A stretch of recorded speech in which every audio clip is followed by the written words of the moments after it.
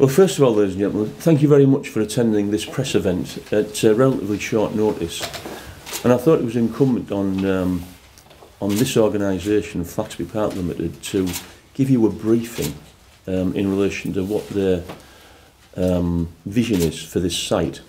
But my name is Ray Mallon, and I represent Flaxby Park Limited. And the way that I see this event unfolding is that I'll speak for about 10-12 minutes. I'll try and whip through the briefing, but I think it's very important that you've got a briefing so that you've got the context for future reference. Then we can do one-to-ones if that's what you wish, or I'll take questions from the floor. And then if you want to drive around the site, we can do that so that you can see what's on offer. Because when I drove around the site last week, I've got to say that I've been on lots and lots of development sites. This is one of the very best that I've ever seen. And what really hit me was that whatever is built on this site, if that comes to pass, then it's got to be very sensitive, and it's got to actually be very village type like because of the green spaces that we've got.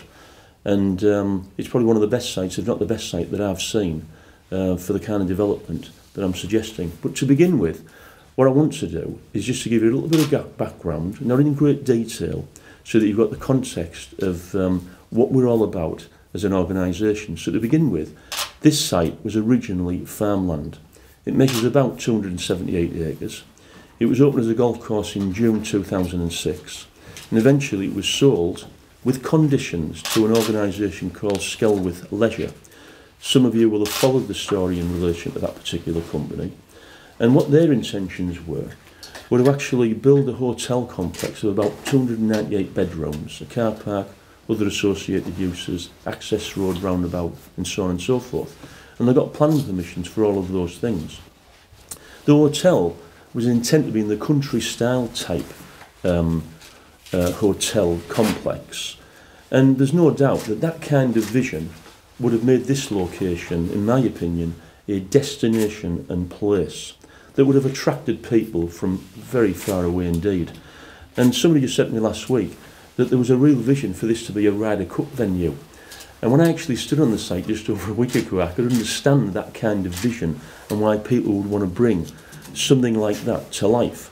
So the site benefits from a previous planning application and permission.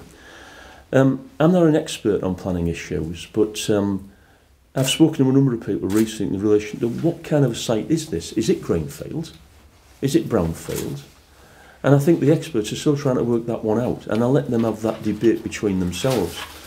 But it's certainly not greenfield because it's been engineered and it's got planning permissions for a number of uses.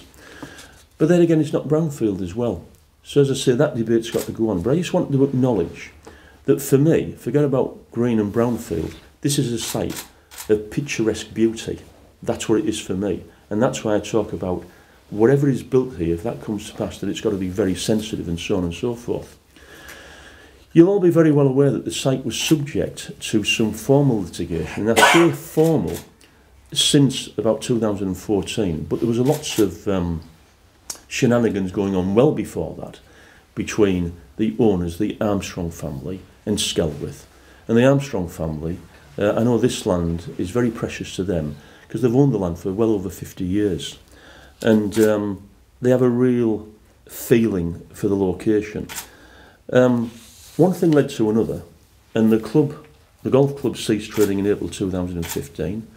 Skelwith Leisure did promote a new settlement, and a new settlement, you'll probably be aware, is something like 1,500 houses and above. But Skelwith, I note, they were looking to build, if they'd have got that far, about 2,500 houses.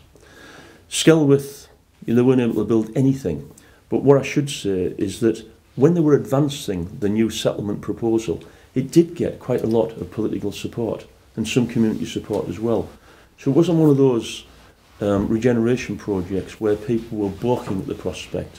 I think the politicians of the area, the local authorities, the general public could see that something had to be built, although from speaking to a number of members of the public, many would suggest that 2,500 houses on a site like this was certainly a step too far. And I think that in principle we would agree with that as well. So, although there's been lots of litigation, as far as we're concerned, the litigation doesn't affect this company. But I think it's worthwhile just mentioning a couple of details in relation to litigation so that it gives you confidence in us as to where we're going with this site, because we're very confident it's going to be free of any litigation in the very near future. You'll probably be aware that expressions of interest for the site that were requested by Baker Tilly in September 2015 on the instructions of Adrian Allen and Mark Wilson of Baker Tilly Restructuring and Recovery LLP as joint liquidators of Skelworth Leisure Limited. I've actually read that verbatim because it's very important when I'm talking about litigation, and I'm absolutely on the record and I can't be taken out of context. And in the expression of interest document, this is what it said. There is a passage which is worthy of mention, and I quote, "The site is currently subject to ongoing legal proceedings.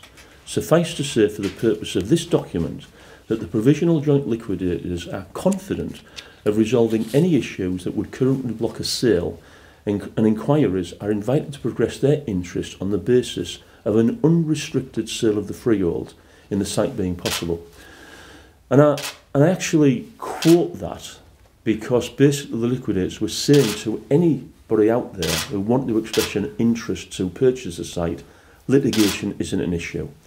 I've spoken to liquidators personally, and litigation is not an issue for us.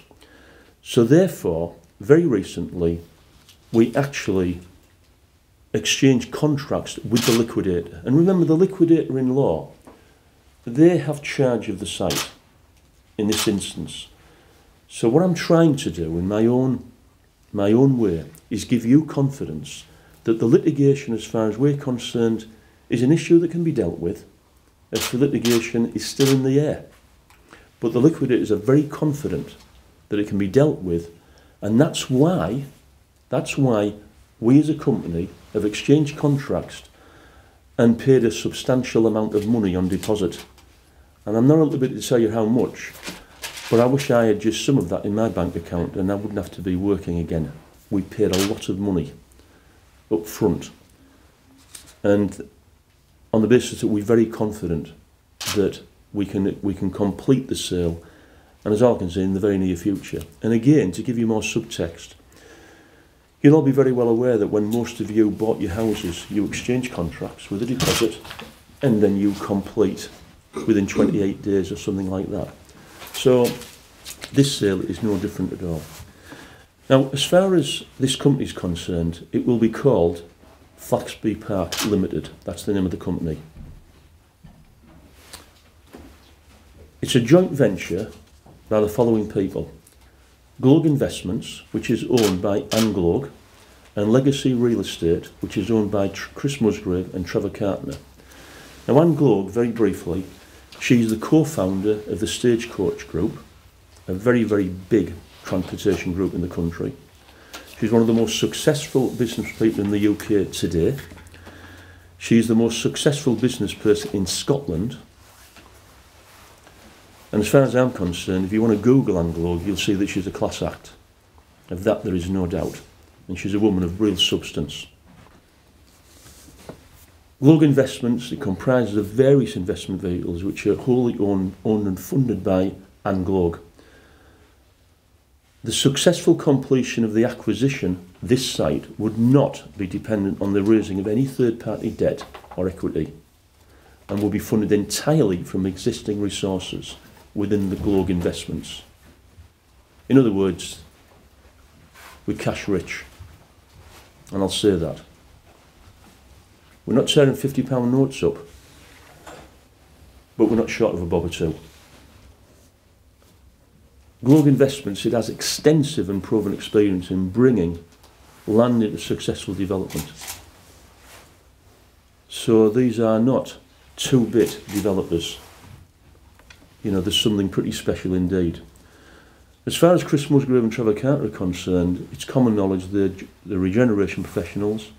They own Wynyard Park Limited, that employs 2,000 people, that's 63 businesses on site.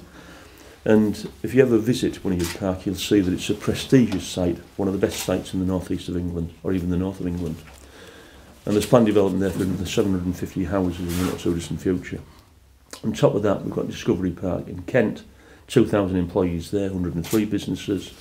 There's plans for Stonehill Park, a former aviation site, where they want to build something like 2,500 houses and an advanced manufacturing park. And they've got numerous other housing sites. And the reason why I'm talking about Anne Gloag, Trevor Carton and Chris Musgrave in this context is because, again, as representative of the media, we want you to be aware, as we do the public, to know that this is an act that's got substance. They're not chances or anything like that. They actually know where they're going, and they've got a proven track record of experience, credibility and standing. So yes, we've got the money, but we've also got the experience to deliver projects. And frankly, whatever Anne Gloag, Chris Musgrave and Trevor Carton have touched, I won't say it's turned to gold, but as near as damn it. So I can't think of a better team who can actually take the site forward. And somebody said to me yesterday, so how do you view this as a team? And I've just said, it's the dream team for this site, because everything is quality about it. The site's quality and the people are quality. Now, as far as the vision, and we'll call it the vision for the time being, because remember, we've only just recently exchanged contracts with Adrian Allen, the liquidator, and we're still taking long, hard looks at this site on what can be achieved and what it's capable of taking. But at first glance, what we would suggest is that we want to build a new settlement. Now, again, if you go to the definitions of new settlements, garden villages and things like this, some of these government terms, a new settlement really does need at least 1,500 houses on the site. So as far as we're concerned, at this moment in time, having spoken to a number of experts in the field, such as, planning consultants and so on and so forth, we would want to build a new settlement on this site. And as far as the houses are concerned, we'd be looking for higher value executive type housing, higher quality self-builds, family homes, 2, 3, 4, 5 bedroom, detached, semi-detached, affordable homes to rent and buy, including starter homes. And I'll explain why that's so important in a second. But also what we've got to accept is that the older population is growing. People are living longer. A lot of people want to downsize as they reach 65 and above. So what we need to do is take account of that older population growing, and we need to build appropriate type housing for that older population. I don't want to give a description. Some people would say, a retirement complex or whatever. I think we need to actually get to the detail and the descriptions of what we're trying to describe further down the line, because this is still more or less in its infancy. And there's another reason why I don't want to be completely prescriptive, is that in my professional life, I've always engaged the public deeply. So I'll give you an example. Sir Robert Peel, he was the first commissioner of the Metropolitan Police. I think it was in 1829 or 1831, and he said the police can only police the streets with the consent of the community, and he was right. Politicians can only perform their responsibilities with the consent of the community, the public at large. I would say the very best developments are those where you have the consent of the community. So what we don't want to do is to give you a prescription of what we're all about today without first consulting the public, because I and we want to hear what the residents of the Flaxby village have to say. We want to hear what the people of Knaresborough have to say. We want to hear what the people of Harrogate have to say. But I do believe that development will occur, but the very best development will be when the public have a stake in the development. Now, ladies and gentlemen, I'm long enough in the tooth to realise there's consultation and there's real consultation. So I can say to you without fear of contradiction, this company will ensure that we have real consultation with the public. And it may be the case that we don't agree on everything, but we want the public to have a stake in this project. And that's another reason why there's no fait accompli before anybody today. We need to engage and we need to actually listen to the people, because the people on the ground, particularly Flaxby, they'll know more about this site than me. They'll know more about the traffic conditions. And already when I've spoken to people in Flaxby, they're flagging things up to me. The traffic congestion on the main roads at 9 o'clock in the morning and 5 o'clock at night. I think I need to stand there and experience that in the very near future, and so on. But also, on top of housing, we need the right amenities. So, at first glance, let's say 1,500 houses or thereabouts came to pass. It's likely that we're going to need some education provision. But what we need to do is liaise with North Yorkshire County Council and look at school rolls. We need to liaise with Harrogate District Council. It's no good me saying to you today we're going to build a primary school. I think it's possible, but I don't know for definite, and I've got a big question mark over that. We need to liaise with people and listen to them and actually get the facts. I think medical facilities are a big issue, because if you actually have a new settlement community, you'll need medical type facilities, because as I said earlier, people are living longer. Our NHS is better now than ever, even though some people would say the contrary. I don't agree with that. People want quality of life, they want the right medical facilities, and they want it on the doorstep as well. And other appropriate leisure facilities, which you'll all be very familiar with. As far as business is concerned, we see, at first glance, maybe some office space, light industrial workspace, but only light. Because it's amazing the number of people now who want to live and work close. So there's lots of developments all over the country now where, you know, people are living a quarter of a mile, half a mile from where they actually work. So we need to take that into consideration. But the big issue as well is the external environment. And for me, you look at the parklands, you look at the open green space that we have, the retention of trees, woodland, water features. We've got to think about these things. It's got to be a village type setting where it's sensitively developed. Because when I drove around the site last week, it was amazing the kind of wildlife that I was seeing, like deer. 3 deer. You know, you don't often see that. But there's 3 deer. It was almost a safari park with the wildlife that we were seeing. So we've got to be really, really conscious of all of that, because it's important. And I'm going to say something that everybody is saying to me, don't say that, because it's really expensive. But this is the line. We will think carbon neutral where possible, because we should, but we will conserve energy for definite. Now, I'm not an environmentalist where I drive motorboats across the bows of oil tankers on the high seas. But I and we're very conscious of the environment. And I can say this without fear of contradiction. Anne Gloag, Chris Musgrave and Trevor Cartner are very, very aware of the environment out there. And the building industry is changing, the construction industry is changing. And it's got to take account of some of the things that I'm talking about. So, what next? Well, for us, it would appear that Harrogate-Borough Council, they have a requirement for houses between 2014 and 2035 of 12,138 homes extra. That's about 578 builds per year. So what we're not going to do, we don't intend to be putting any planning applications in, outline or full, for some considerable time. Our objective is for Flaxby Park to be adopted by Harrogate-Borough Council as a designated new settlement within the council's local plan.